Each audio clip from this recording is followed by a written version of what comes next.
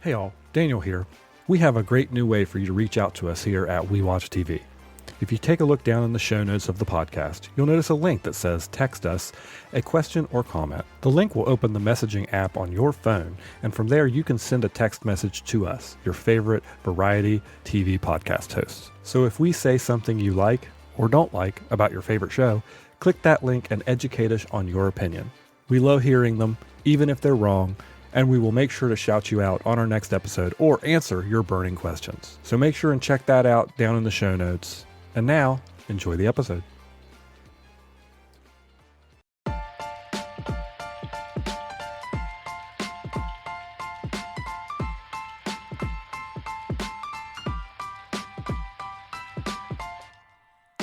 Hey everybody, and welcome to We Watch TV, the podcast about the TV that we watch. I am Daniel, she is Hope. This is episode 75. And we're back. Here we are. Seen some movies, some TVs, some concerts. A lot's been going on. Oh man, I've got a 7-Up sitting here, and I should have brought up the ginger ale cherry for a pop review. We'll get you guys in another episode on a pop review. The Canada Dry ginger ale's got a flavor out. Okay. I know that people come here for my opinions on pop. I just thought I should mention it. All right. So we went to a concert. We did, and it was awesome. So awesome. Even you had fun. It was fine. You admit it. You had fun. I enjoyed the beers. You need to stop doing this shtick that you don't like anything because you said it was a good time. So the concert that we went to, it just brought us back to, well, especially me, just a happier time. We went to see the Pop 2000 tour, which was part of the summer concert series in little old Marietta, Ohio, just right across from the town that I grew up in. And let's see here, the lineup was amazing. We had Chris Kirkpatrick from NSYNC, who was the host. That was pretty cool. We had about the closest you will ever be to him, because yes, the venue I can was see very him sweat. The venue was we'll very get to the small. venue Yeah. in a minute. We had BB Mac, the British boy band, which if you're like, who is BB Mac? They sang like at least 2 songs that I totally remember, but their famous one, "When You're Back Here, Baby." You knew Everybody that one. in the crowd kind of didn't seem like they knew who they were until they got to that until song. they got too. to that song. I knew who they were because I'm a boy band like aficionado, so I do. That'd be a good one for you guys to send me in for blind rankings, boy bands, and I'm just gonna assume that you won't put NSYNC on the list because you know NSYNC would be my number one. So I would just make a disclaimer, NSYNC number one, regardless of what this list says. But anyway, moving on. We also had Ryan Cabrera, who had a couple popular songs about 20 years ago, which he kept referencing. And I'm like, oh, okay. Like, I remember some of his stuff that came out when we were in college. So that's quite a piece now that it's been, because last summer, about a year ago, last summer was my high school reunion. And now everybody knows which number it was. But you remembered some of his stuff. Yeah, not him, but his music, yes. Yeah, he sang True, which was like the ballad, the love song. And then On the Way Down, which he's like, he even made a joke. He's like, yeah, some guy came up to me in the store and was like, I love your song All the Way Down. And I remember people would always like get that confused because it's On the Way Down, but people would say All the Way Down. And I thought he was really good. Yeah, he was good. He kicked things off. Like Chris Kirkpatrick came out, introduced him. He kicked things off. He was funny. He had the right energy. I remember watching him a lot on the Ashley Simpson show back in the day, which, speaking of Ashley Simpson, do you know that she's like releasing new tracks and has been like performing again? Like she's releasing an extended version supposedly of Autobiography, her like debut album. And regardless of what people think about Ashley Simpson, we had the whole like lip syncing fiasco. That was a banger of an album. I always thought her music was better than Jessica's. Everything old is new again. You know, it was a great album. So many hit songs, and I'm excited for that. So I remembered seeing him a lot on that show. But I thought he was funny. He made some fun jokes. He totally referenced. He's like, okay, so who else from? Everybody from Ohio. Yay. And like only a couple people, because so many people probably from West Virginia came over to that concert. And he's like, West Virginia. And he's like, wherever the heck you're from. And I believe he's the one that remarked on the venue, which we'll get to in a minute. Yeah, I think he did. And then we, of course, had the headliner, O-Town. I love O-Town. Fun fact, O-Town I would usually put like in my 2 slot of boy bands. Like I would put them above Backstreet Boys just because I felt like as an NSYNC gal I couldn't really have BSB as my number 2. And I watched every episode of Making the Band. They were on 3 seasons of Making the Band. The first 2 seasons I think were on ABC. The third was on MTV, and that was before, like, a lot of people remember Making the Band for like when Puff Daddy like took over and he had like the girl group and the hip hop, but the OG Making the Band was about the making of this boy band called O-Town. So and I got to hear episode. all about it on the drive up Yes, to the venue. I and info back. dumped everything. I wanted to make sure you were totally educated, and I've told you which member was my favorite. Which is Dan Miller. I can remember that. I told you like 30 times. There's even a point where you were filming me in the concert, and I turned around to you, and I was like, "That's Dan!" Yeah, but I mean, I can remember the name of your favorite one from O-Town. Dan. Yeah, I Dan. thought you said you couldn't remember. No, I said I can. Oh, you can? Yeah. Who is the member of O-Town that is no longer in the band? Oh, I don't know. Ashley Parker Angel. It's very easy to remember this. But I always thought they were like, not only did they could all sing, because obviously they're like handpicked, which I'm sure a lot of these boy bands were, but they could all sing. But I always thought in my rankings of boy bands, I always gave O-Town Collective Hottest Award. And let's just say, ladies or gentlemen out there, they still looked good. Even you were like, they look like, you could tell that they kept in shape. That's what you said. You were like, you can tell. Yeah, I want to make it very clear. I did not say they looked good. I said you can tell these are guys in their 50s that kept in shape. They're not in their 50s. They're one of the younger ones. They're like in their 40s. Okay, late 40s. They came into the boy band game late. Like, they're only a little bit older than we are. But they look good. They look good. So, like, when... Obviously, you know, I did listen to Liquid Dreams. Can't believe our parents let us listen to that song. But All or Nothing, that was like the song that Young Hope would turn on the radio, or I had the CD. I'd put it in my little CD player in my room. I would shut the door and I would just play it on repeat. That is it all? Say it or nothing. At all. At all. Fantastic. And then, too, during the O-Town set... LFO. That one was a little bit more of a bummer because 2 of the members of LFO have since passed away. But O-Town performed the songs with the remaining member of O-Town, and I thought they really did a good job, kind of acknowledging those members. It was sad, but it was also sweet. And that was your favorite part, right? Because you actually admit, what song do you like, Daniel? You told me you liked it 3 times during the concert, especially as that beer was flowing. Summer Girls? Summer Girls. That's the one that sticks out to me. Of all the songs that were sung at this concert, that's the one that I remember the most from then. Do you like girls that wear Abercrombie and Fitch? I believe most of the time when that song came on, I was singing the alternative lyrics, which I will not mention here. But if you know, you know. Block had a bunch of hits. Chinese food makes me sick. Sure. But I think it's fly when girls stop by for the summer. They also did Girl on TV. Loved that one. So many bangers. And then Chris Kirkpatrick comes back out, and they do a medley of all the, not all, but all, a lot of the NSYNC hits. Blood-curdling screams at this point. So much fun. And then to round it all out, O-Town starts it off, and the rest of all the performers come out with him, and we closed out the evening with All or Nothing. You know that you have a great ballad on your hands when you don't do a fast song to, bring down the evening. You do, you close it out with All or Nothing.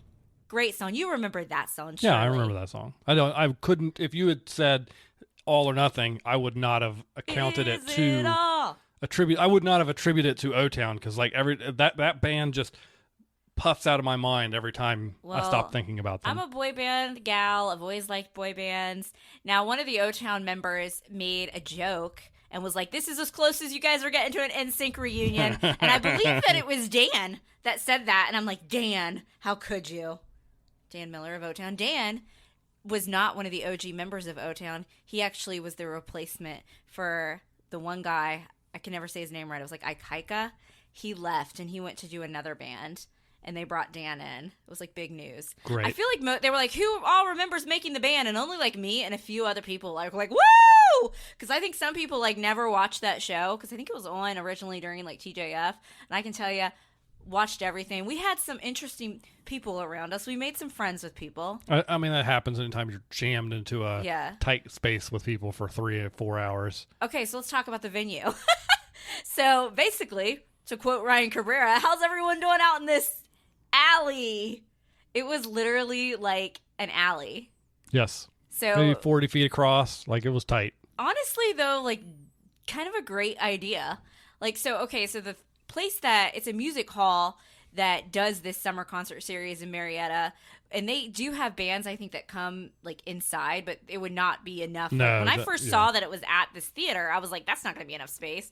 But what this guy has done for the past couple years is they basically have everybody move their cars down this alleyway. They set a stage up, and then you do have to go through security, but then they have like beer tents, food tents set up, and you just pack in. It's standing room only, which, by the way, for some of the other concert series, I noticed, like, I think the Wallflowers, they had a seating option. So clearly they think a few of the bands that draw an older crowd got seats. They think us seats, millennials and can we still didn't. stand the whole time. And you know what? I was really worried about that, but once I got, the grooves going, the music going, I did decide to wear sensible shoes. It was all right. I did, like, intentionally dehydrate myself, though, because I was so worried I was going to have to pee. And I didn't want to, like, lose our good spot. Because we were pretty close. Like you said, that's the closest I'm ever probably going to be to a member of NSYNC. Oh, for sure. Like, no, for sure. Yeah, no question. That like, I could see their being sweat. that close in like a regular traditional arena concert you'd be paying multiple thousands of dollars. If the NSYNC reunion tour does happen, I may have to pay multiple thousands of dollars. It's not going to happen. As you said. That's the closest you're going to get, as the band reminded you. But we met some interesting people. You were standing next to, at first this guy comes over to Daniel, and he was clearly there with his girlfriend. He had like a pirate shirt on, and I was like, ooh, I like a pirate shirt. Then I looked up at his hat. What kind of hat did he have on? Pitt. So it was like the WVU guy. And I hope you liked all the WVU signage around. I mean, WVU Medicine was one of the sponsors of the venue, so yeah, it was everywhere. If you go that to southeastern Ohio, you got to know what you're getting yourself into. Did you even talk to him at all? Because I talked to his girlfriend like the whole I didn't time. talk to anybody. She offered me her fan, and she was one that had like the little motorized fan. Okay. She told me about how she'd already met Ryan Cabrera like 4 times. She's like, so she goes to like see him and all the stuff. I was amazed at all the people that like were not local, that like came out of town. Like, there were people from Xenia, Ohio, Lima, Ohio, like. And I'm like, oh, Lima, Ohio, where Glee is set. There were people that were, I think the Lima, Ohio people were going to go see O-Town again on Sunday because they were in Cleveland. So there was just people that just like come, I'm like, oh, coming to little old Marietta. But 2 of the ladies, which they ended up being pretty cool, but they were getting on your nerves because they were, they weren't standing still. They were like more Gen X crowd type, not that we're age discriminating. And they kept like, the fan ladies. Yeah, they had like the big fan, like not a automatic fan, but like one you got to like wave. A paper fan. And they were just waving on everybody, like they thought they were doing everybody a service, and I was just like if they hit stop me with the fan hitting me with the fan. But they ended up being cool though, because I told them, because I sort of, you're forced to make friends with people in such confined spaces.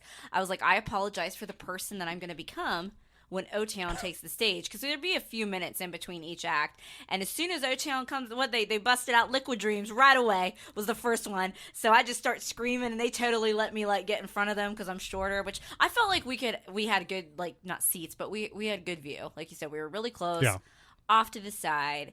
It was awesome. You're not a boy band man, but you had fun. You had fun. Yes, I always have fun when I'm adventuring with you. It was. My legs hurt, though, worse after that concert than they did after the marathon that we ran in January. I need to know why. Well, I think my legs always hurt worse when I'm standing still versus when I'm moving. But I was, like, shaking my groove thing, though. Like, I wasn't. I was just in military stand the entire time. So anyway, super fun concert. Got a shirt that said I like the boys in the band. I think, though, I've come to the conclusion I like concerts better like that, like a small venue. So maybe if we just wait another 20 years NSYNC won't be big enough for arenas, and they'll just come to like they'll come to an alley in Marietta, Ohio, and perform. Who knows? Who knows? Maybe. So, all right. Well, we do have a fan mail to go through today. Do you want to read it, or should I read it? I'll go ahead and read it. All right. I've got it pulled up. This is from our friend in Charlotte, North Carolina, who sent us rankings for the last time. I ranked Olympic stuff, and you ranked steak. Well, places to eat steak. Places to eat steak. Nailed your top 5s. I am so proud of you, Hope. Maybe the key to you being successful at this game is if I give you the choices. You assumed I'd be the worst and not give you track or swimming, and you were right. And I was very excited to give Daniel a category he was actually invested in. I am proud of myself as well. And while I love you, I did assume you would be the worst and not give me track or swim. I think I'm starting to get the hang of this game a little bit. And how about you with your steaks? I stick by my list. I was very pleased with the order that I put out there. Someone needs to send you like cuts of meat. Ooh, that'd be an interesting one. Cuts of meat. Would you say fillet's your favorite? No. Like a New York strip? No. Porterhouse. Probably a porterhouse. Ribeye is good. Ribeye is so fatty, though. That's why it's good. That's why it's good, woman. Fat. I guess so. That's what makes it good. So other than boy band concerts and ranking steaks and Olympic sports, in the time that we have been not with you guys on this podcast, we also went to the movies. Yeah. Again, we saw Inside Out in June, saw Twisters in July. We're going to see another movie in July too, but I feel like we have not seen a lot of movies this year, and now it's starting to ramp up. So Twisters, I loved it. Like I thought it was good. The OG is always going to be the best, obviously. Disclaimer, I was a huge OG fan of Twisters. I like that one. Then I also like the movie that was like Night of the Living Twisters or something that was based on a book that I had read. My friend and I from elementary school, we used to watch both of those movies all the time. It was our career goals to become storm chasers and do that like for a living. I don't know. I guess the flying cows didn't scare us enough in elementary school. And we're like, cool, we want to do that. Obviously, that didn't pan out. But I can definitely say Twister from the 90s is like just one of the quintessential like 90s movies for me. And it's so good in that 90s way. And while this one is not as nearly as good as that, I think it hit the mark. It checked the boxes. For me, it was a fun disaster movie to go see. I could turn my brain off, didn't have to think very much. There was some nice eye candy. The storyline went quickly. And there was, if I really think about it hard, which we'll get into, there was a little bit like of some plot heaviness to it. But other than that, I was very satisfied. I'm not asking for every movie that I see to be a Marvel movie or an Academy Award winning movie. I sometimes just want a summer blockbuster. What are your takes on Twisters? Yeah, it was good. So like you said, certainly not as good as the original Twister.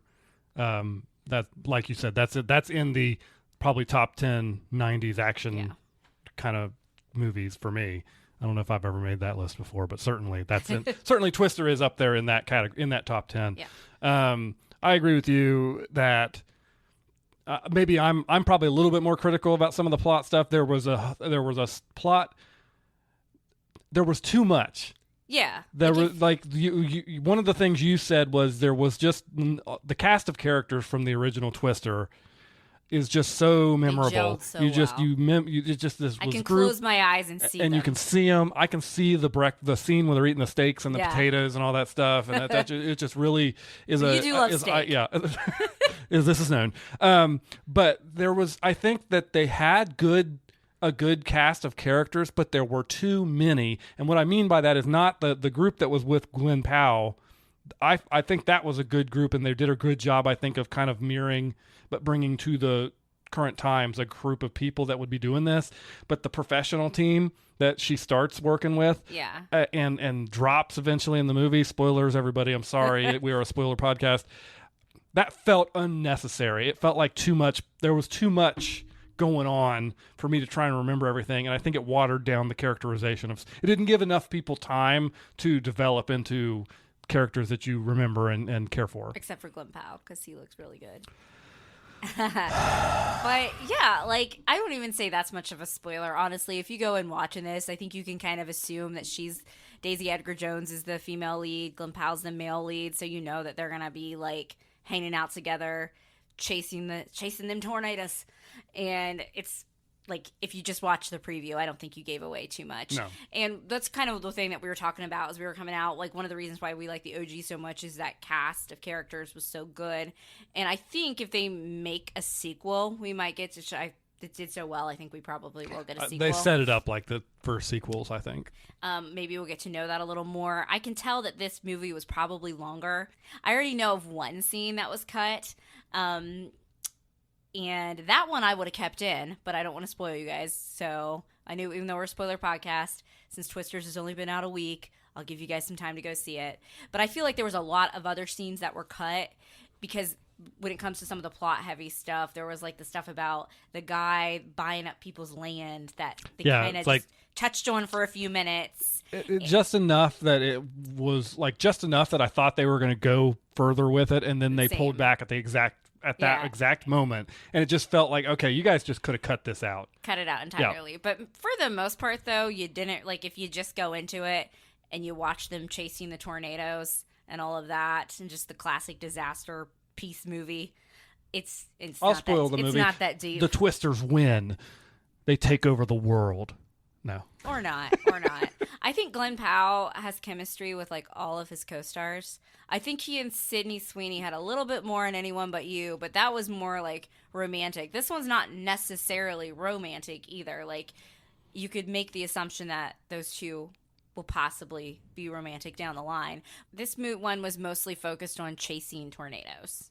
Yeah. And there were some subplots of, like, the main character's overcoming her trauma from her previous, like, the movie starts out like 5 years before, and you kind of see why she's not chasing tornadoes anymore. Yeah. In the main plot. And so it's kind of to her overcoming that fear that she developed from a rightful fear, by the way. Yeah. I don't know that the movie tornadoes are dangerous necessarily is getting the right if message when it comes to that. Chase it. But yeah, so it's chasing the tornadoes and her overcoming that, that kind of fear that she developed from losing some people. And if you're looking for a lot of callbacks to the OG, you're not going to get it. We get a mention of the Dorothy right in the beginning. Yeah. No one knows how she has the Dorothy. There's no mention of that. And then everything else is very subtle. Like, there's a red truck at the beginning. They have a red truck in the first one. They do, I believe, dress her intentionally very similarly to Helen Hunt's character. She is not related to Joe. Helen Hunt's character from the OG, but she has a white tank top on at one point. Just very, I feel like that those were intentional wardrobe choices. At one point, I looked at you and was like, "This movie's wardrobe looks more '90s than the OG's wardrobe," just because, again, that's kind of how we are in fashion. But I think that was honestly the right move. I think it was the right. A lot of people, I think, were upset that she had no relation to Joe from the original, and I think if they had done a full-blown sequel route or really just relied on callbacks, that a lot of people would have been a lot more critical of the movie. Yeah. I think that it was a smart choice to kind of keep, like, Twisters, just to kind of keep it in that realm, but to make it its own thing. Because I would have liked as like a little more callbacks, but at the same time, I think was the right choice to not rely on all those callbacks, not rely on nostalgia. And I think it would have been dumb if they had made her like Helen Hunt's daughter. Like, that would have just been stupid. I agree. Yeah. If they are going to be doing a sequel to Twisters, I think that'd be the point where you maybe bring in Helen Hunt's character as, like, for a brief cameo. Like, maybe she's still out chasing storms and you just do like a little wink or maybe a mention of the Dorothy again. But yeah, if you're going in looking for it to be like Top Gun Maverick, like, it's not. Top Gun Maverick was very much a continuation of Top Gun. This is not the same thing. Top Gun, also a great movie. And apparently, it's killing it at the box office. Twisters, I took this screenshot over the weekend, so it's probably made more. It said that it opened with $80.5 million domestically, and I think I read that it was only expected to do like half that. It's the biggest opening weekend ever for a disaster film, and it's the second biggest opening for a live action film this year, and it was only $2 million behind the opening of Oppenheimer, which obviously it's been a year since we had the great Barbenheimer weekend. So I think this needs to send a message to studios. We want movies like this. I love Marvel movies. You love Marvel movies. I like seeing Academy Award-winning movies, but sometimes I just want a movie like Twisters, just a classic popcorn summer blockbuster movie that I can just go into, not think about too much, and just have a good time. I guess we were pretty obsessed with disaster movies in the 90s. For sure, yeah. But wait, I think this should send a message like, we want more of this. Like, what do you think about that? I agree. I think it's less about I think it sends a message that, and I don't know how much they spent to make this movie, but I'm going to guess because people are saying it's being very successful that they already have they've already made back more than what they spent on the movie. And I think that's the message for me is you don't have to spend $300 million on a movie to get people to show up and see the movie. You just have to have a good, fun movie with actors that everybody likes that tells a fun story that looks like it's going to be entertaining. I'm like, Glenn Powell, he's doing what I want actors to do. He's already made a comment after Anyone But You. He's like, yeah. He's like, I'll do more rom-coms. I'll do as many as you give me. Like, as much fun as it is that those movies come to Netflix, and again, I'm not saying Twisters is a rom-com, but it's kind of like in that same realm of a movie I can watch, turn my brain off. That's what I want to see. And Twisters was especially good to go watch after some heavy-hitting season finales that we've had. One more point on Twisters before we move on. We have to talk about the biggest, most glaring error of the movie. What? The two leads of this movie could not keep their Oklahoma accents to save their lives. I thought he did a better job than her. She is British in real life. I don't know if that makes a difference, but I would dismiss hers as being, because her character goes and lives in New York for a little bit, that maybe she's had to phase the accent out. And you just reminded me of one more point that I wanted to make. Oh boy. So while Glenn Powell is the hottie of the movie, I was much taken by like the evil weatherman that worked for them. And I was like, who is that? I was like, he looks like Henry Cavill kind of, but I know he's not. I was like, he's kind of hot. I want to see more from him. And apparently I will. You just got me excited for the new Superman. Because that actor is playing Superman. I wonder if he filmed this before he even knew he was going to be the Superman. I'm guessing so. Probably. Because with the way filming schedules But all work. the screenshots that you have shown me of him as Superman, I have not been that into it. But then in this movie, I mean, maybe just give me an evil weatherman. I don't know. I do not know. All right, well, you already mentioned it, so we'll talk about it. We've got two very big season finales to talk about here coming up. So this is where now, if you are listening to the show now and you're trying to stay away from spoilers, this is going to be Spoiler Town. So Spoiler Town. First up, we've got The Acolyte, and we're going to be talking about episode 7 and episode 8 of The Acolyte. And so episode 7 was what I feared it was going to be. A full flashback, just from the other perspective, from the Jedi perspective, as opposed to the witch's perspective. And it did not make me like Soul any better. In fact, I was like, oh, so this whole thing's your fault. Yeah.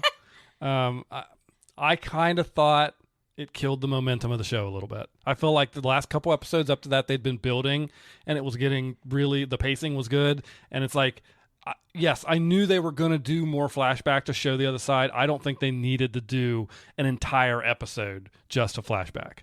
And I also didn't get my... Oh, yeah, I have a note from that. Your note, so we watched both episodes, so I didn't get to use this note on an episode, but your comment after episode 7 was, I better get some sexy boy time next week. That's what I said. That's what you said. I don't think so. In his little Sith dress with his arms. How do we say his name again? Chimere? I think it's Chimere. We are so bad with names. It's a good thing we have a TV podcast. Yeah, I agreed with you about episode 7. I think it would have been better done to have sprinkled flashbacks throughout, or to have had 10 episodes. I read that The Acolyte was originally supposed to be a movie. I think that could have worked better with a movie, but it was finally nice to get some answers. But I'm not really sure why Soul was telling May, like, you're gonna sit down, you're gonna want to hear this story, because it did not clear his name. It only made him look worse. Okay, so y'all, like, this dude. Okay, the witches weren't perfect either. They were messing with Tommen Baratheon's head a little bit, whatever his name was. They were into some dark stuff. Other than that, like, Jedi's. Soul totally overreacted. He decided he wanted a little Padawan of his own and set his sights on Osha. And I feel like he was so like set on Osha that he almost, you know how you can sometimes make It's your almost mind like his thoughts were clouded exactly by the dark side. And it's like, you know how sometimes you get your mind set on something and you would do anything to get it, even if you're making up like things in your head, like that's what human nature is. But y'all, he literally at one point, okay, so we get May and the whole fire thing. Yes, she did start a fire, but it's not really her fault. We get her on like one end of this beam or something, and we have Osha on the other. And Saul just kind of looks and is like, I choose Osha. Bye, girl.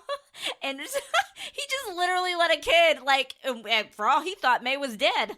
Yeah. And it was just, I'm sitting, so I'm like, okay, I thought Saul was going to, like, tell a story about to kind of make himself look better. Instead, he's just, like, enemy number one. So I'm not really sure how that was. I was very excited that what happened to him in episode 8. Like, I think you were a little more sad than I was, and I was like, get him.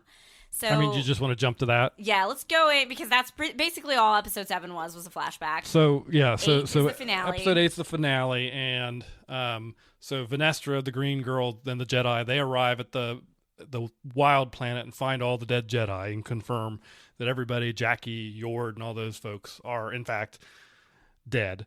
And Soul takes May to Brandok, which is where all Is it Soul or Saul? Soul. I don't know.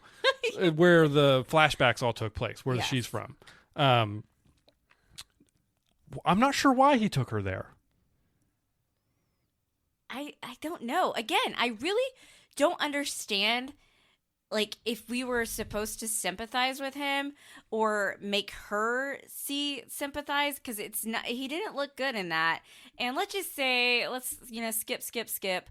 Osha's around because she is there. Chimera and her decide to fly off and find Osha because they both basically. May? Yeah, May, because they both want to take her out. Yeah. For various reasons. But then Osha learns the truth at long last, and just like I predicted, Osha was the one to off Soul, whatever your name is. And I was rooting for it. And it was awesome in the scene. They said we'd see 2 red lightsabers. We did. Because I don't think I've ever seen this before in Star Wars. No, we haven't seen it in live action Star Wars. Where Osha's lightsaber literally turned red because of, like, all her rage. So she and May kind of come to terms with each other, forgive each other a little bit, but then they have to, like, erase May's memory, essentially. So then, y'all, I have prayed for days like this. I have prayed for it. This one was for us enemies to lovers gals, because Osha does decide to go off with Chimera. Yes.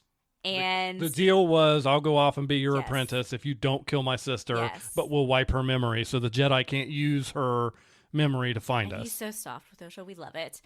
So at the end, you see them together, and then they slightly hold hands, and the camera pans away. I can't believe I won with that ship. I used to pray for days like this. I don't want to hear it that they're not going to make it, and that who we also you want to address. There is literally a Dark see? Lord of the Sith watching, creeping on him from the cave behind, and it's Darth Plagueis. See Darth Plagueis. All right, and he is creepy, but whatever about him. I feel like us enemies to lovers, like we won this round, and I want more of them. What is it, Anakin's? I want more, even though I shouldn't. And it was just really sweet. We also got a last minute Yoda cut. We did. They're at the very end, so we know that if season 2 happens, pretty sure we're going to see both Yoda and Darth Plagueis. Oh, and it was confirmed that the green girl was Chimera's former master. But I mean, they didn't come out and say that exactly. They didn't vecno one us. Right, but it's very, very evident hinted. that that's the case, yes. And she knows it, and she's covering it up, because similar to what's going on with Saul, she's basically pinned all the Jedi deaths on him, right? Yeah. And so now she's also got to cover her tracks with that being, she knows who actually did it. Yeah. And then so now she's got to cover her tracks by trying to track him down and take him out. So I think that's going to be our season 2 arc. And May is now with her. And May is with her. She's going to try and use her to see if she can track Chimera down. So she's going to be tracking him down. He's going to be training May. And I don't know how... He's going to be training Osha. Osha, sorry. And then You need, the like, a question chart. we have right now is from Darth Plagueis. So does Chimere, is he his apprentice, or Is it something else? is Chimere really just a dark side user that has no real affiliation to the Sith, and he's made enough noise now that now Darth Plagueis is coming over to take care of him because he's like, you gotta quiet down. We're supposed to be in secret.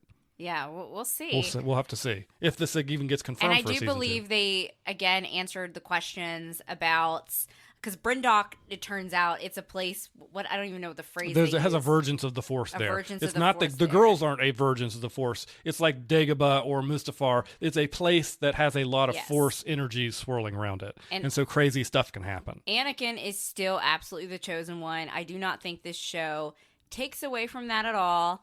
I think the Acolytes problem was people watched that first episode, or at least the second episode or something, and they learned about the girls and they immediately jumped to conclusions. Yeah, but exactly. as we know, Star Wars fans are crazy. They don't know how plotting works for shows. You're supposed to have mystery Yes. that you peel back A episode story. by episode. You just don't give everybody everything right up front. I honestly thought it was great. If you had asked me, even in May, would I be more excited for The Acolyte than other shows this summer, I would have been like, what is The Acolyte again?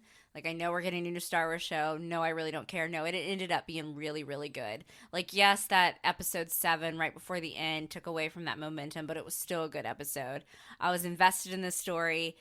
I love Chimera. They gave me another, these Star Wars men. They need to stop making the baddies so awesome. If you don't want me to be on that side, then stop. I'm gonna beat this cool. drum again because I agree.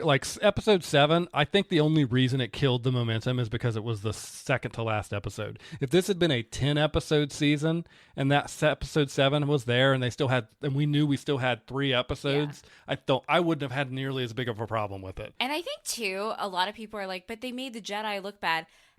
Hello, where have you people been? In the prequels, the Jedi look bad. I really think that Anakin would have not, done some bad things if he had been treated properly by the Jedi. The Jedi have always been, they pointed out in The Acolyte, she's they say it twice. That senator guy says something about them, wanting to control stuff.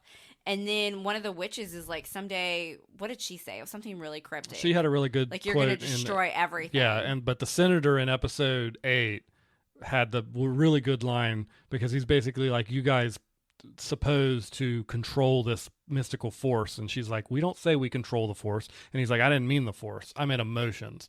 And that's getting to the Jedi suppression of emotions and not letting that stuff out. It's a problem, and it's been festering within the Jedi Order. And I like the way in this show that they show you the tentacles of what will eventually become the Jedi when we get to episode 1, and how blind they are to some of this stuff because they can't see it. And the things that Anakin needed when he was coming up through the Jedi was not suppress all your emotions and don't feel anything. You need to learn to control them and understand them and work with them. So I think that goes back to, there's a lot of Star Wars fans out there that only see things in black or white, good or evil. Yeah. They don't it was this is probably the same batch of fans that, and again, we have been openly critical about the sequels, but I was not that critical about how Luke Skywalker was a little bit kind of run down and kind of jaded a little bit. And people were so critical that Luke Skywalker wasn't perfect in those sequels, that he kind of let some stuff about Kylo get to his head. And I'm like, what about all the trauma Luke alone has been through? And I got news for y'all. Go back and watch the originals. Luke is awful. And I'm going to say it. He's whiny. You talk about Anakin being whiny. Luke is whiny in A New Hope. He really is. After he works with Yoda, that's always, I feel like, the Luke we all remember in our brains is that version of Luke.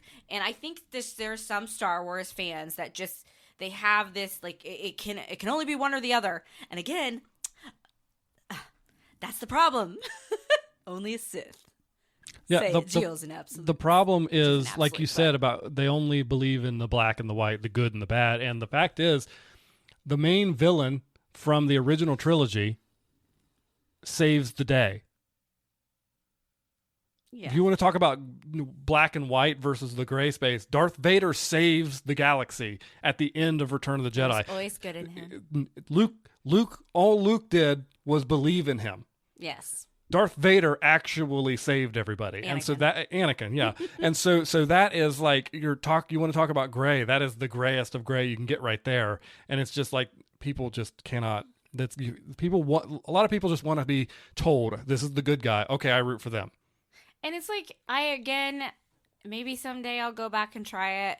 Like, I did not care for Andor the first few episodes I watched of it, but I'm not going to sit there and crap on it. I swear, like, Star Wars fans can throw, like, tantrums over the smallest things. I was like, oh, this is just a little boring to me. And I've been told that I'm correct, that it is boring. And I'm apparently one episode away from where it starts to get good. So I'm like, well, now I need to go back. Although I did read something that was like, if you really liked The Acolyte, you didn't like Andor, and if you really liked Andor, you didn't like The Acolyte. And I'm like, well, you're not selling Andor for me with that, because I really like The Acolyte. So I don't know. But I do like where they talk a lot about politics in Star Wars, so that makes me think I might like Andor more. It's just the pacing was when I was watching it, and I need people to pick up the pace a little bit. Like, tell a good story, but I feel like I am not alone in my complaints about it. I mean, you want to finish Andor, but you agreed with me that, like, those first few episodes were just like, oh, my gosh, sluggish, you know? I agree, but I do want to finish it very badly. Maybe someday we will. Okay. So, speaking of finales... speaking of not good, not evil necessarily. Oh, yeah. I mean, this show is the king of it. We are at the end of The Boys Season 4. We watched, again, Episode 7 and Episode 8. And I think we're just going to kind of talk about them all together. Yeah. Because right now, honestly, the finale is what's sticking out in my brain. Yes. So, I can't even really tell you. In Episode 7 is where we got the whole shapeshifter thing with Starlight. Yeah, we find that out. But we need that information is relevant to 8, but I feel like we should mostly just talk about the finale. Yeah. Is there anything else you can think of that sticks out particularly to you in Episode 7? No, Episode 7 was really like just that build-up episode. Yeah.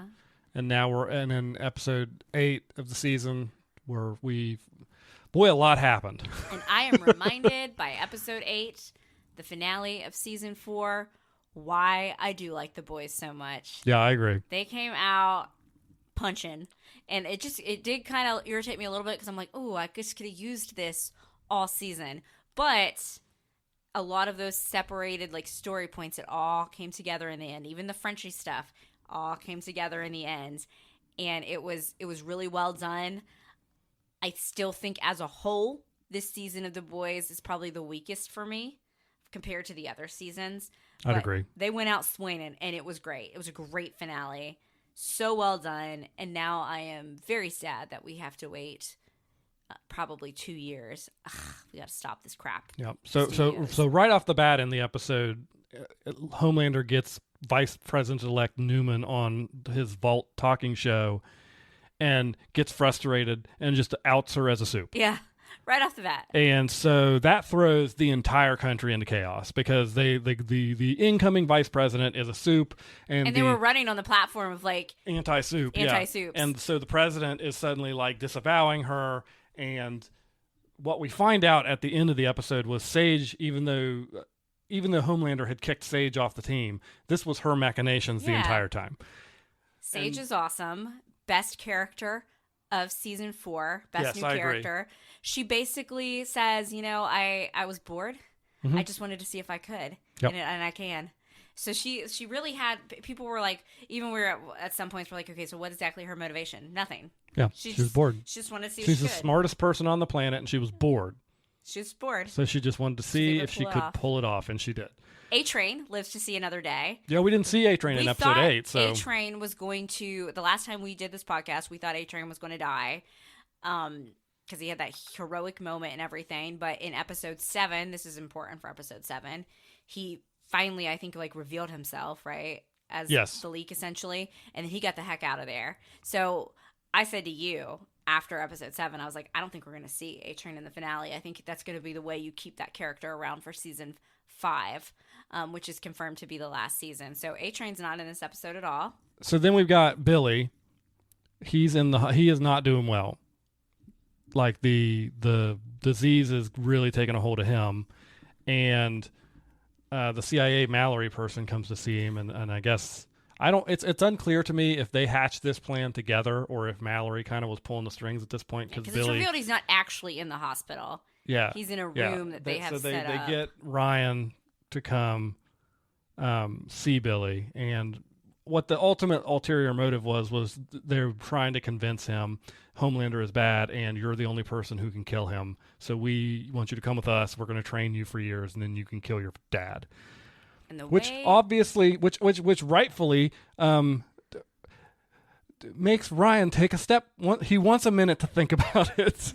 The way they went about that, well, not necessarily Butcher, because he was just wanting to have a conversation and kind of talk to Ryan. The way Grace Mallory went about that was so awful and annoying that honestly, I felt very little empathy with what happened to her. Yeah. She info dumped all this traumatic stuff on him. Like, she finally tells him the truth about what happened to her mom, how her mom conceived Ryan. Yeah. She pretty much was like, talked about like the whole plane thing, which I think they referenced in season 1, how Homelander actually didn't do that. He was kind of the cause of it. It was a whole setup. And she just goes through all this stuff. And then she's like, oh, by the way, look around. We're in a, FBI like building. I can trap you in here. And he's like, so you're wanting to do to me like what you did to my dad. Yeah. And use me as a weapon and like not give me any choices. And I think if she had just not overreacted and she had just kind of taken a step back and let Butcher talk to Ryan, I think we might have seen another outcome. But all of that, basically where Ryan, and I'm seeing a lot of people that are like, oh, Ryan ended up siding with Homelander. I don't necessarily think that's the case. No, I agree. I think you could still see Ryan kind of dabbling in, because again, there's no good or bad on the show. There's a lot of gray area.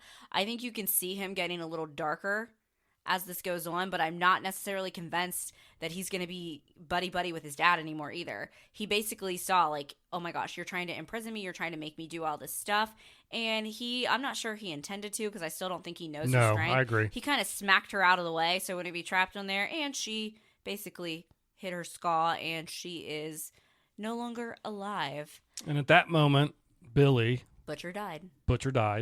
As we know him. And the Jeffrey Dean Morgan tumor monster inside of him has taken over. Kessler, fully. That's what they call him. Yeah, and I think that apparently Butcher is the villain in the comics, and I think that's what we're seeing now. Yeah. I think he did have because before Ryan showed up, he had a moment with Huey on the phone, like, tell the boys I'm sorry. He told Huey about the steakhouse that he wanted Huey to go to. I think that's our goodbye. I agree. Butcher as we know it. Yes. I'm not sure he's coming back.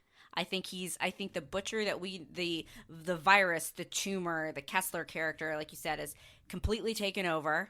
And the moment Ryan left, that's where Butcher basically, surrendered, and he's going to do what he needs to get done. And he let the Jeffrey Dean Morgan, as you said, take over. And now we have another villain.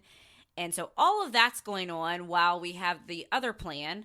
They're trying to keep Robert Singer alive, who is the president-elect at that moment. So we have Huey still hasn't realized that Starlight is a shapeshifter. He finally realizes it when they are in a bunker, and obviously he and Marvin can't kind of they're like, act natural. They're not acting natural. No. She figures it out, takes a shot. They have to get the president out of there. But before we get into that, I just have to say, I see you, Eric Kripke, whatever your name is.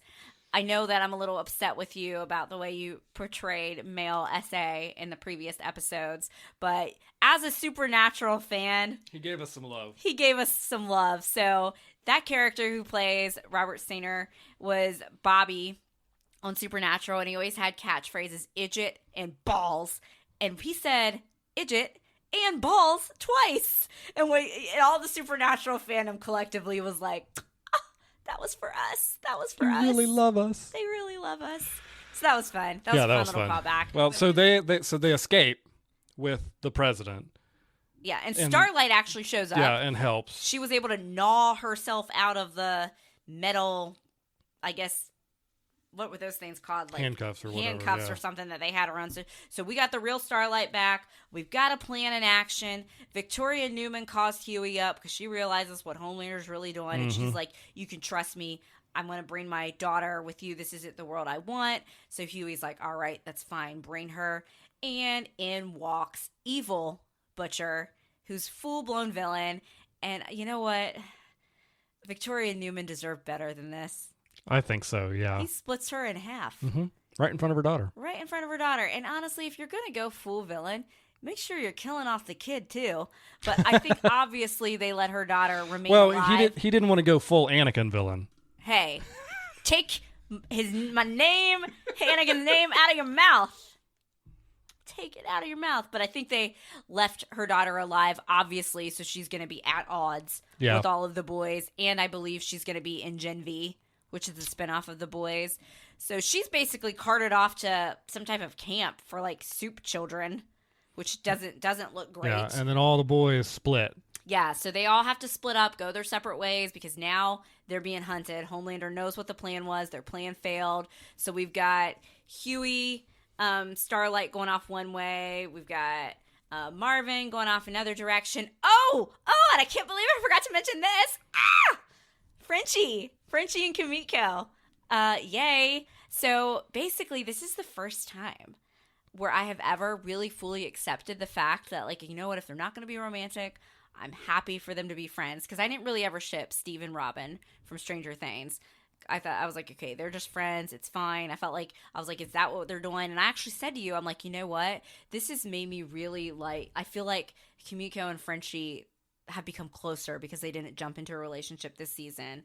And they have more of a connection, a bond. And literally, I turned to you and I was like, if this is all I get, just a deep, close friendship, I'm satisfied by it because I feel like I understand them more and why they have that connection. And then it was like, what a week for Hope and her ships. What a week. And then it all made sense. And Kimiko's like, we have to forgive, ourselves and that we can be better. And she's like, the reason why I said for you to go off and be with, plot device guy that Frenchie killed his whole family, whatever. It was because I didn't think that I was like worthy of you. And they kissed!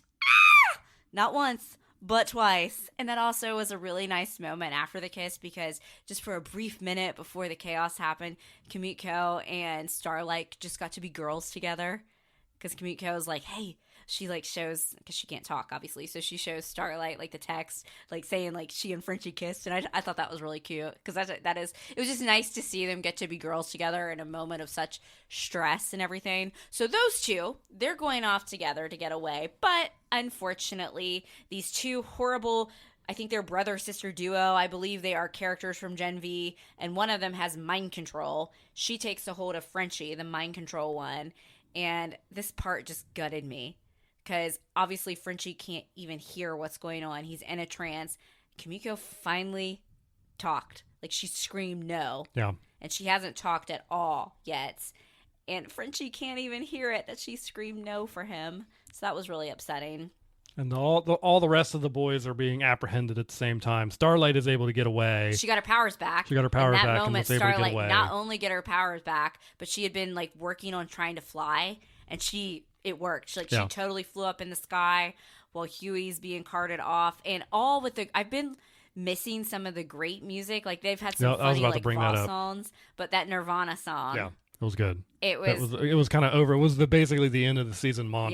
Yeah. And if you listen to the lyrics of that song, it goes really well with like what's going on with Butcher. Yeah. Firecracker lives to see another day, but clearly the medicine she's taking to produce milk is doing a number on her because she had this scene where she kept coughing and Homelander's like me when someone coughs around me like, ugh, get away. That's the only time I'll compare myself to that psychopath. Like, ugh, ugh. But yeah, it was a great finale. It made up. I wouldn't even say the season was lackluster. It just wasn't top tier what I normally expect from the boys. I was still perfectly entertained by each episode. It just wasn't as good as the other seasons.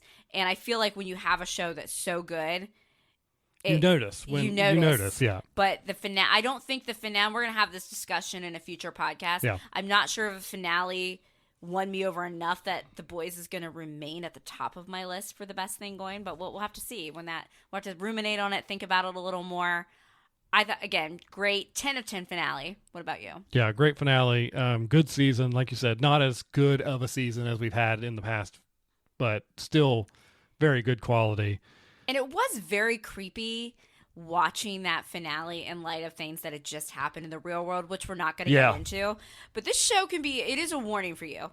This show can be a little on the nose sometimes, to the point where I sometimes feel like we're actually living in an episode of The Boys. And I've always thought if superheroes existed, this is probably how they would be like. It wouldn't be like our little Marvel shows. I feel like it probably, like, a corporation would get a hold of them and would ruin the whole thing. What do you think? As happens with many things. Because honestly, the true enemy, which Homelander is now the face of Vought, but it's always been Vought since the beginning. Yeah. We did not see Victoria's dad, because we know he's out of prison. He didn't show up in episode 4. I thought he was going to. And he's going to find out that she's been offed. I don't know if I don't know if he's going to play a role in season 5 or not. I really don't. I mean, the man plays evil in everything. He's not a soup. Yeah. He's not in power anymore, so I don't know if he's going to play into the... He's got to show up, though, right? They brought him back for just one episode this season, so... Post-credit scene, though. Who showed up in that? Yeah, Soldier Boy. We knew that was going to happen. We knew, so we were waiting for Soldier Boy to come back. I think next season, Butcher's going to be the villain the whole time. This is my prediction for season 5. Then I'll have you give one. I think Huey is ultimately going to be the one to off Butcher. I think Ryan... You're going to question if Ryan's good or bad, but I do think Ryan will end up coming around at the end a little bit, because we didn't see after Ryan did that to Mallory, we didn't see anything him. We don't know where he is. I want Sage to continue to play a role because she just was bored. And I think even Homelander was like, but I cast you out. Like, why are you coming back? Like, what's going on? And I think her like lackadaisical attitude about it even freaked Homelander out a little bit when he realized that he was like, what? She's like, yeah, I was just bored. I think the Deep is going to be way more evil. We got to see a little bit. He's still dumb as a box of rocks, but we got to see him be a little more evil. What about Ashley? She took V. She took V. We don't know what she's turned into. It didn't look good, but we will find out. I think I'll be disappointed if we don't get a Butcher Homelander showdown. I don't know. I'm not saying that's how either of those characters are going to end, but I think we need to at this point have a showdown. Do you think there's redemption for Butcher, or do you think no? I will be disappointed if they do, unless it's like a last breath.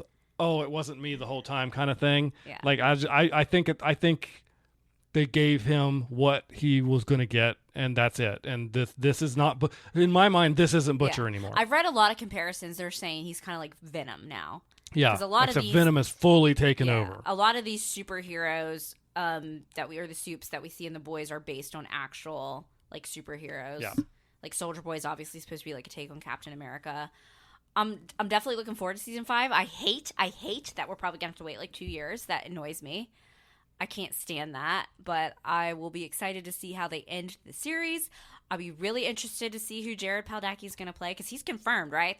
I don't know that it's confirmed. It better be. I think he should just show up as Sam Winchester. Exactly. Yeah, he's hunting somebody. And then and that'd be your final scene. Yeah. So, hey, listen. Before we go on to our next, we did mention the best thing going, and The Boys has been our best thing going for a while now. It was our very first episode where we hashed that out. On phones. We didn't even have microphones. Yeah, we're going to hash that out. Now that we've got several shows in the running, we're going to do that conversation again in an upcoming episode. But before we get to that conversation, I want to reach out to everybody who listens.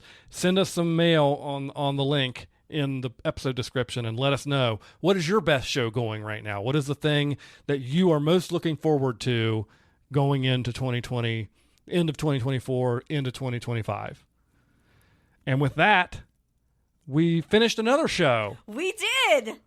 But now I am empty. So we finished Suits. We started Suits in April before my birthday. We started Suits. Go back and check out the episode Birthday Suits if you want to hear how the journey began. And I feel that emptiness and sadness when you finish a show that you've been watching. It was just a good filler show to watch when we didn't have things going on. they're not like, not every episode is like, I think they're usually about 16 episodes per season, which is a good amount for a drama. 9 seasons, right? Yeah, it's 9. 9. Yeah, nine it was 9 seasons of content. I feel like the last time I struck gold like that was when we got into Modern Family, and I had I had a lot of seasons of that, even though it was they had just 11. comedy. And they were like 20 some episodes, and that's what I'm looking for. A lot of these streaming shows are great, but I don't tend to go back and rewatch them unless it's Bridgerton, which I've watched like 50 times because I love it. Yeah, it was. I feel like Suits finale checked all my boxes that I asked for in a finale. It was as good as it could have been. It wasn't over the top. It had some feel good moments. Characters grew. Mike Ross came back. Mike Ross was back, and I think they ended that show as best they could have done with what they had. So basically, Mike Ross does come back for the last couple episodes of season 9, and of course he comes back arguing with Harvey, which I always feel like Harvey kind of likes it. So we got to get I don't even know if we talked about season 9 the last time, because I think the last time we talked about Suits was the end of season 8. Harvey and Donna finally kissed. So we got this woman from Star Trek that shows up, the blonde lady from Star Trek The Next Generation. Her name is Faye. Tasha Yar. She played Tasha Yar on Next Generation. Her name in real life is Denise Crosby. Yeah. I was about to say Denise Richards. I pointed her out immediately, but it took you a second. Oh, because she has aged quite significantly since I 30 saw her years. hooking up with Data on Star Trek The Next Generation. That's all I remembered what her character did. I was like, she's the one that hooked up with Data. Okay. Yes, that's correct. But she played like an awful villain. She was like the final boss. It wasn't Daniel Hardman. No. I guess that thing was played out. They didn't want to bring him back. And honestly, though, if the bar was going to send somebody in, because she's basically from the bar, to kind of babysit the firm, they should have done that a long time ago. There's been all kind of crazy crap happening here. But whatever. So she's kind of like the background villain. And then Mike Ross shows up.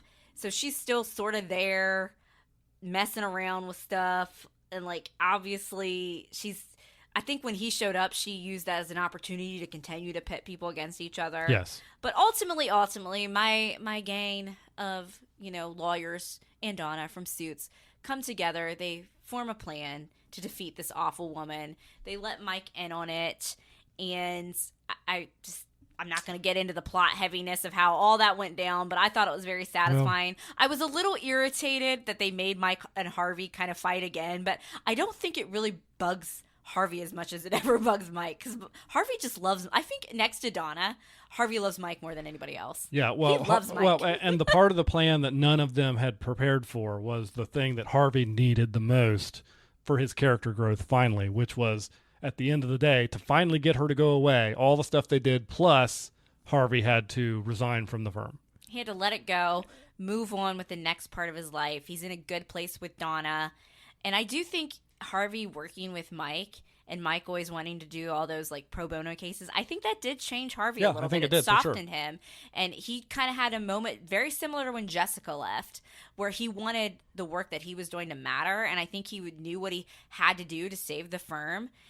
And he and Donna were in a good place. He knew, like, Lewis is still Lewis, but I really liked Lewis's character growth. Yes. Lewis grew a lot, but even Lewis says to his therapist at the end, he's like, we still have a lot of work, ways to go, and I thought that was a good recognition. I think Lewis maybe is the most realistic vision of what a changed person looks like. Yes. Because he is still himself. But he is still back. Lewis. He can still revert back to the old ways. Knows how to cope and he can trip it up, but he's better at processing at it, and he's more able to see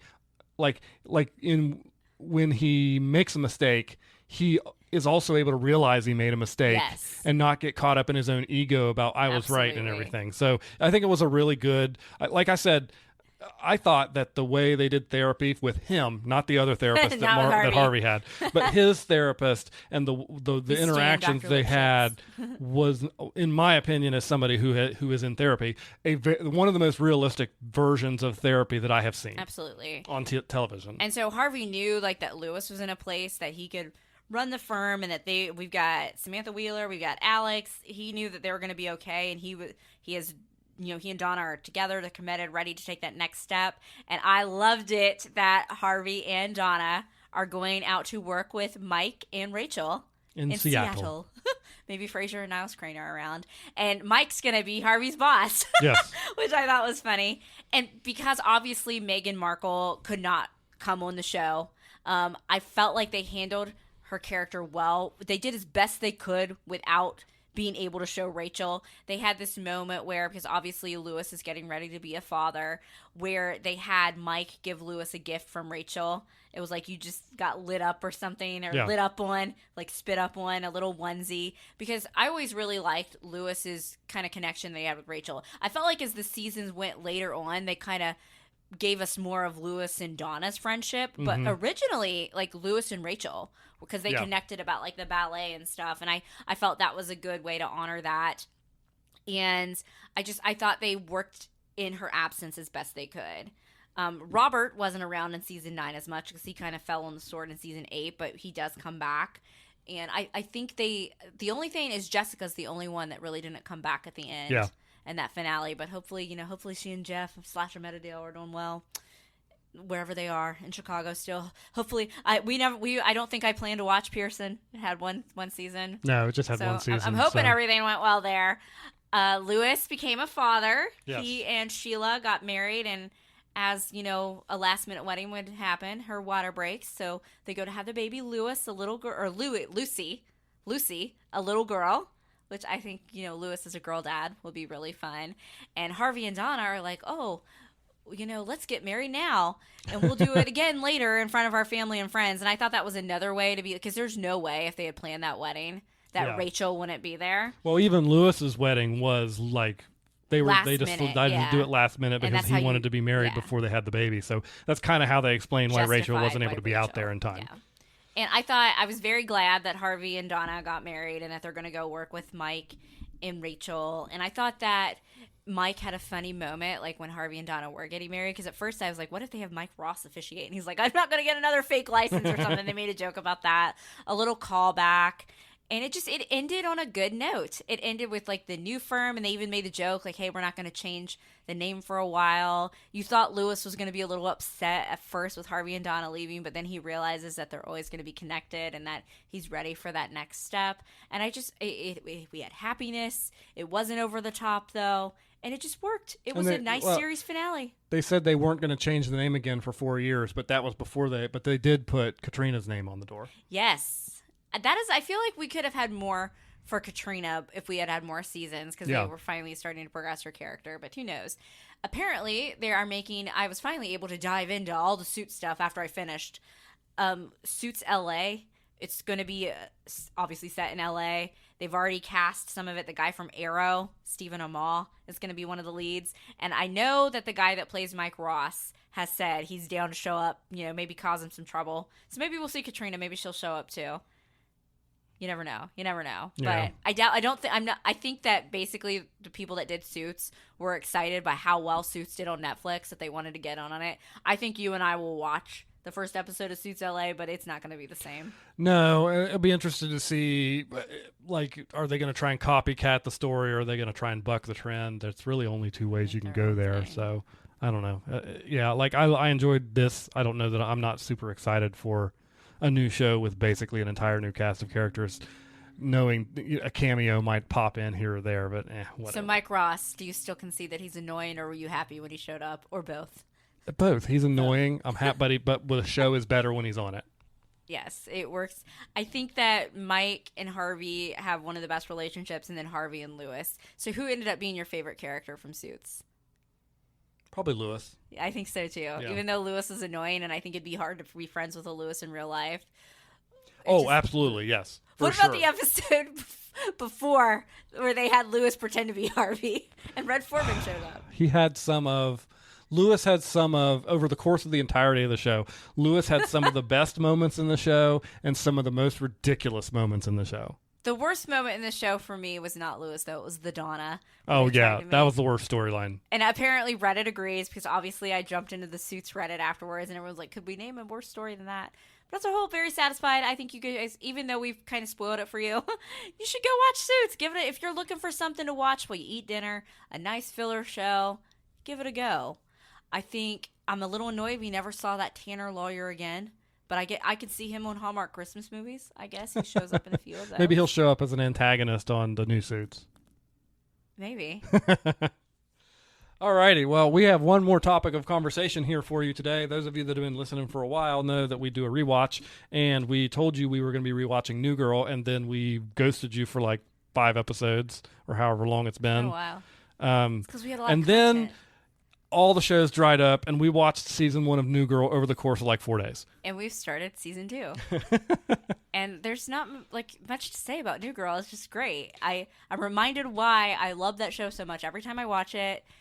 I think that it took me, on our first rewatching, Winston Bishop, it took me a while to be like, he's the best character. But now, because I already know he's my favorite character, everything he does, even his first appearance in season 1, is funny to me. I do know that I remember when the character of Winston was really sold on me was when Schmidt and Cece are hooking up in the back of the car, in Schmidt's car, and Winston is driving the car and To doesn't Mexico. know that, and he's jamming out to Wicked. It's just classic Winnie the Bish. I said this to you the other night. It was surprising to me, going back and watching season 1, how many of the iconic moments from the show are in season 1. Yeah, like Youths. Yeah, Youths is in there.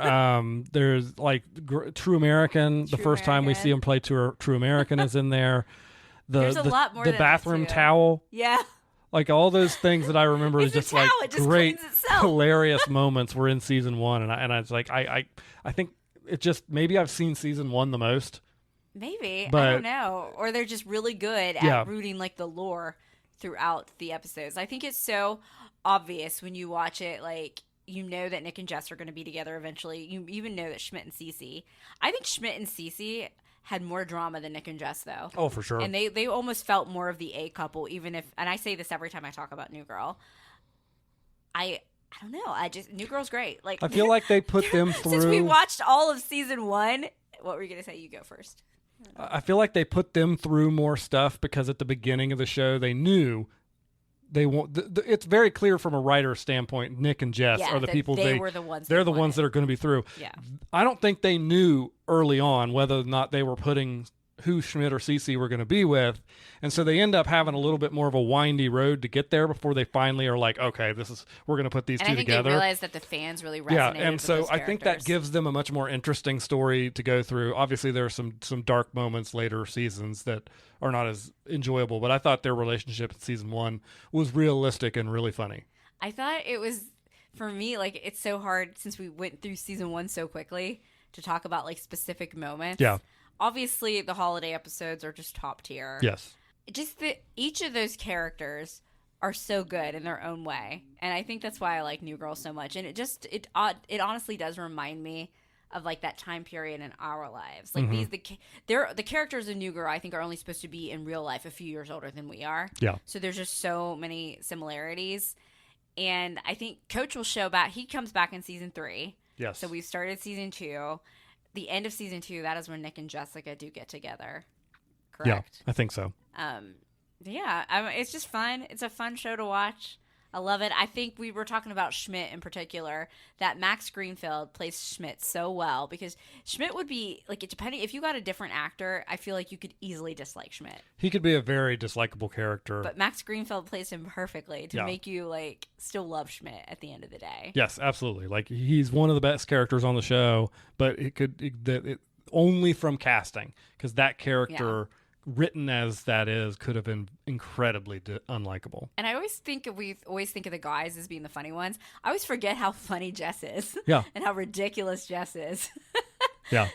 It's just good. So. Anything else like stand out that you No, want to say about New hey, Girl? if you're wanting to watch with us, like you said, we just started season 2. We might be finished with it by next week. Yeah, it's going to go fast because like 20-minute episodes fly. You can watch 4 or 5 of those a night without even breaking and a it's sweat. a comfort show. Yeah. Such a comfort show. Oh, let's address the elephant in the room with New Girl. I don't know what her name is on New Girl, but Sheila from Suits, who was also in Lucifer.